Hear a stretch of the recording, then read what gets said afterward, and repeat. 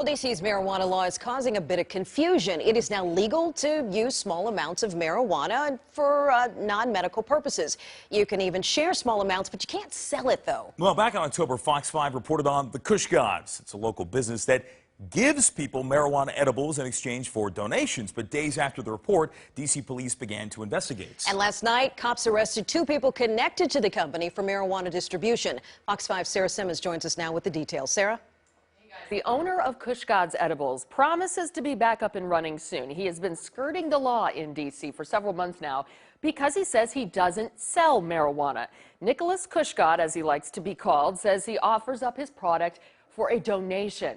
I talked with Nicholas Kush God and his team back in October, actually, and at the time, he told me police officers hadn't bothered the Kush God fleet because he wasn't technically violating any laws and they had bigger fish to fry, according to him. Well, that's not necessarily the case here. D.C. police launched an undercover sting operation in October, a few days after we did the story. Police say the investigation found multiple instances where the company sold brownies, gummy candies, and rice cakes laced with THC. That's the main ingredient in marijuana. The complaint also says undercover officers bought loose weed, spending over $2,000 on products. Police seized $1,500 and 3 vehicles and didn't warn the company to stop business. Nicholas Cunningham stopped to talk with reporters today after he was in court this afternoon. Take a listen.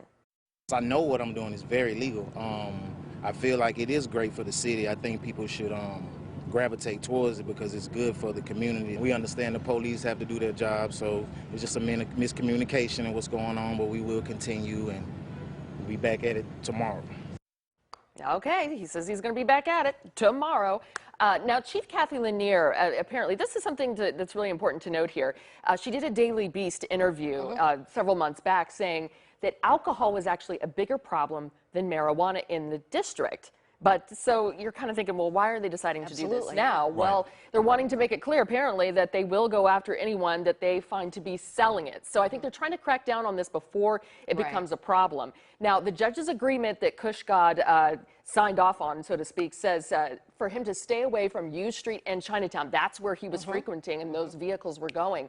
He says he'll let everyone know the new locations on social media. Okay. And I think if you really want to know, you can find out on your own. I don't need to push the pot for you, so, just say it. All right. Okay. Very interesting. But we'll see how this one plays out. I know. And he's actually going to be back in court on January 28th. So this is not the end of it. It's not over. Yeah. By any means. All right. You give him points for being an entrepreneur. I think in some regards that, but yeah, that's true. it's. We'll see what the law comes down there. Yeah, that's it. All comes down to the law. I'm there. sure there are other people who are watching to see where this ends. Exactly. They want to jump in on this. Yeah.